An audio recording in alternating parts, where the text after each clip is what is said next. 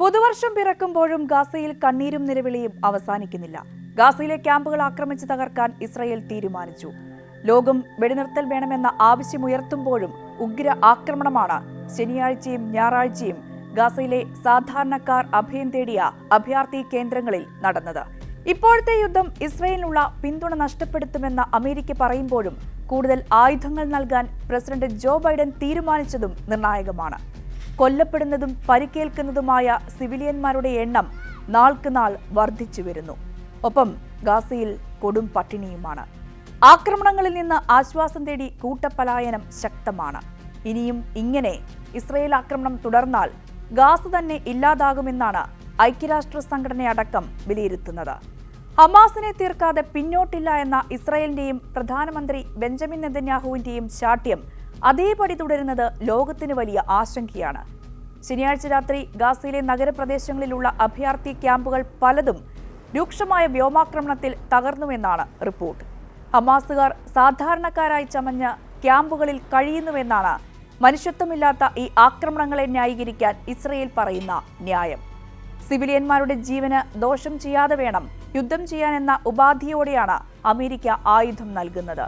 പക്ഷേ യുദ്ധത്തിൽ അങ്ങനെയൊന്നും ഇസ്രായേൽ നോക്കുന്നില്ല. ഗാസയിലെ ആകെ ജനസംഖ്യയായ 23 ലക്ഷം ആളുകളിൽ 85% അഭയമില്ലാത്തവരായി മാറിയിരിക്കുകയാണ്. ഗാസയിൽ എവിടെയും സുരക്ഷിതത്വമില്ല എന്ന തിരിച്ചറിവ് സകല ഗാസക്കാർക്കും അറിയാം. നസ്രയത്തിലെയും ബുറേജയിലെയും അഭയാർത്ഥി സ്ഥാനങ്ങളാണ് ഇസ്രായേലിന്റെ ഏറ്റവും രൂക്ഷമായ ആക്രമണം ഇപ്പോൾ നേരിടുന്നത്. ക്യാമ്പുകൾ കൂടാതെ ജനങ്ങളുടെ വീടുകളും ഈ ആക്രമണങ്ങളിൽ തകരുന്നുണ്ട്. ഇവിടെയെല്ലാം താമസിക്കുന്നവരെ ഒഴിഞ്ഞു പോകാൻ നിർബന്ധിക്കുകയാണ് ഈ ആക്രമണത്തിലൂടെ ഇസ്രായേൽ ലക്ഷ്യമിടുന്നത് എന്നാണ് നാം കരുതേണ്ടത്. എന്നാൽ ഗാസയെ ഇത്രമേൽ തകർത്തു കളഞ്ഞ യുദ്ധം ഇനിയും തുടരുന്ന നിലയ്ക്ക് എവിടേക്കും പോകാനില്ല എന്ന നിലപാടിലാണ് താമസക്കാർ. നസ്രയത്തിലെ മാധ്യമപ്രവർത്തകനായ ജാബർ അബു ഹദ്രോസിന്റെ വീടിന് നേരെ ആക്രമണമുണ്ടായി. ആക്രമണത്തിൽ ജാബർ അബുവും 6 പേരും കൊല്ലപ്പെട്ടു. ഒക്ടോബർ 7-ന് തെക്കൻ ഇസ്രായേലിൽ കടന്നുകയറി ഭീകരരെ പിന്തുണയ്ക്കുന്ന അൽ ഹുദസ് ടിവിയിലെ മാധ്യമപ്രവർത്തകനാണ് ജാബർ അബു. അതുകൊണ്ട് തന്നെയാണ് ഇസ്രായേൽ ആക്രമണം നടത്തിയിട്ടുണ്ടാവുക. ഖാൻ യൂനിസിലും സെൻട്രൽ ഗാസയിലും ഉഗ്രാക്രമണം നടക്കുന്നതിനാൽ ഇവിടെയുള്ളവർ റഫയിലേക്ക് ഒഴുകുകയാണ്. ഇപ്പോൾ തന്നെ റഫ ജനനിബിഡമാണ്. ഇനിയും ഇവിടേക്ക് അഭയാർത്ഥികൾ എത്തിയാൽ ഗുരുതര പ്രശ്നങ്ങൾ ഉണ്ടാകും. ആവശ്യത്തിന് ഭക്ഷണമോ വെള്ളമോ പോലും ഇവിടെയുള്ളവർക്ക് ലഭിക്കുന്നില്ല. യുഎന്നിന്റെ വെയർഹൌസുകൾക്ക് സമീപം ടെന്റ് കെട്ടിയാണ് ഇവിടെ എത്തുന്നവർ കഴിയുന്നത്. ഇനിയും ആളുകൾ എത്തിയാൽ അവരെ കൂടി ഉൾക്കൊള്ളാനുള്ള സ്ഥലം റഫയിലില്ല എന്നതാണ് യാഥാർത്ഥ്യം.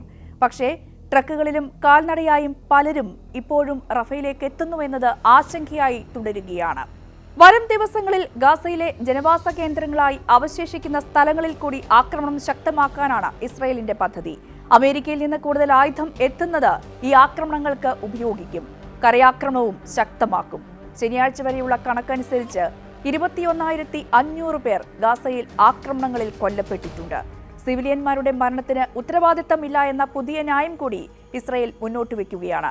ഹമാസ് ചെയ്തു കൂട്ടിയ കാര്യങ്ങൾ കൊണ്ടാണ് ജനവാസ കേന്ദ്രങ്ങൾ ആക്രമിക്കേണ്ടി വരുന്നത് എന്നാണ് നെതന്യാഹു നൽകുന്ന ന്യായീകരണം.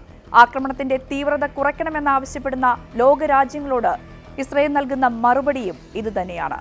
ഇസ്രായേൽ നിലപാട് തുടർന്നാൽ ഗാസയിൽ ആരും ബാക്കിയുണ്ടാകില്ല എന്ന അവസ്ഥയിലാണ് കാര്യങ്ങൾ. യുദ്ധത്തിന് പുറമെ രോഗങ്ങൾ ഗാസ നിവാസികളുടെ ജീവന് കരിനിഴൽ വീഴ്ത്തുന്ന വാർത്ത നേരത്തെ ന്യൂസ് 18 റിപ്പോർട്ട് ചെയ്തിരുന്നു. ഈ സാഹചര്യം കൂടുതൽ രൂക്ഷമാകുന്നു എന്നാണ് ഇപ്പോൾ പുറത്തുവരുന്ന സൂചനകൾ വ്യക്തമാക്കുന്നത്. യുഎന്നിന്റെ സഹായം എത്താത്തതിനാൽ മരുന്നുകൾ ആവശ്യത്തിനില്ല. രോഗബാധിതർക്ക് ചികിത്സ കിട്ടുന്നില്ല. ആശുപത്രികൾ തകർക്കപ്പെട്ടതും ഒരു കാരണമാകുന്നു. ചിക്കൻ ബോക്സും വ്രണങ്ങളും മസ്തിഷ്ക ജ്വരവുമാണ് ഗുരുതരമായി പടരുന്നത്. ശ്വാസകോശ അണുബാധയും നിരവധി പേരെ ബാധിച്ചു. ഇവർക്ക് സമയത്ത് മരുന്ന് ലഭിച്ചില്ലെങ്കിൽ മരണം മാത്രമായിരിക്കും ഫലമെന്ന് ലോകാരോഗ്യ സംഘടന മുന്നറിയിപ്പ് നൽകിയത് കഴിഞ്ഞ ദിവസമാണ്. അതേസമയം അവശ്യ വസ്തുക്കൾ എത്തിക്കാൻ തടസ്സം ഹമാസ് ആണെന്ന വാദം ഇസ്രായേൽ ഉന്നയിക്കുന്നത് കാര്യങ്ങൾ സങ്കീർണമാക്കുകയും ചെയ്യുന്നുണ്ട്. ഗാസയിൽ അവശേഷിക്കുന്നവരിൽ 4/1 ജനങ്ങളും കൊടും പട്ടിണിയിലാണ് എന്നാണ് യുഎന്നിന്റെ കണക്ക്. ഇതിനെല്ലാം ഇടയിലാണ് $147.5 മില്യൺ ആയുധ സഹായം അമേരിക്ക ഇസ്രായേലിന് നൽകുന്നത്. ഡിസംബറിൽ ഇത് 2ാം തവണയാണ് അമേരിക്കൻ കോൺഗ്രസിനെ മറികടന്ന് ഇസ്രായേലിന് സഹായം നൽകാൻ തീരുമാനമുണ്ടായത്. നിലവിലെ സാഹചര്യത്തിൽ ഹമാസിൽ നിന്നും അയൽ രാജ്യങ്ങളിലെ മറ്റു ഭീകര സംഘടനകളിൽ നിന്നും ഇസ്രായേലിനെ രക്ഷിക്കാൻ കൂടുതൽ ആയുധങ്ങൾ നൽകേണ്ടതിന്റെ ആവശ്യകതയാണ് ഇതിന് ന്യായീകരണമായി അമേരിക്കൻ വിദേശകാര്യ സെക്രട്ടറി ആന്റണി ബ്ലിങ്കൻ വിശദീകരിക്കുന്നത്. ഡിസംബർ 9-നായിരുന്നു ഇതിനു മുമ്പ് അമേരിക്കൻ കോൺഗ്രസ് എതിർപ്പുന്നയിച്ചിട്ടും അതിനെ മറികടന്ന് ബൈഡൻ ഇസ്രയേലിന് ആയുധം നൽകാൻ തീരുമാനമെടുത്തത്. ഹമാസിനെ ഇല്ലാതാക്കാൻ എന്ന ഇസ്രയേലിന്റെ വാദമാണ് ഇപ്പോഴത്തെ യുദ്ധത്തിന്റെ രീതികളോട് കടുത്ത എതിർപ്പുണ്ടെങ്കിലും വീണ്ടും വീണ്ടും ആയുധം നൽകാൻ അമേരിക്കയെ പ്രേരിപ്പിക്കുന്നത് എന്നാണ് വിലയിരുത്തൽ.